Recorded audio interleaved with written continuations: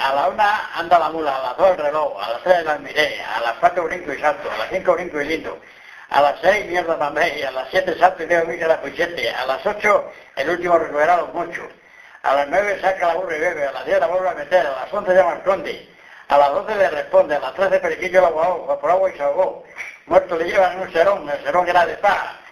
Muertos le llaman por las mortajas son de lino, muertos le llaman por los pepinos son de aceite, muertos le llaman por San Vicente está cerrado, muertos le llaman por los tejados son de teja, muertos le llaman por las callejas son de Madrid, toque y tamboré. A la vuelta rey entré por un real de zanahoria, vino el chico de armas, me quiso pegar un palo, pero fue al revés, que se lo pegué a él, tómale. Eso era saltando y si alguno tocaba al burro que estaba, pues se tenía que poner de burro. Y si había 5 o 6, pues cada uno iba diciendo lo mismo que decía el primero, iban diciendo los demás, hasta que se acababa. Pero si eso entre medias, uno le tocaba con un pie al burro, pues ya se paraba y había que empezar de nuevo, y se ponía el de burro y esos juegos.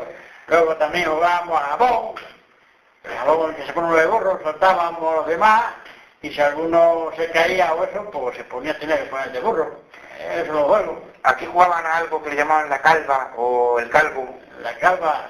Eso me parece que era así, y pues ya tiramos una bandera y una piedra, y el que más cerca se la decía, pues se ganaba, y los otros, el que menos, pues se te perdía.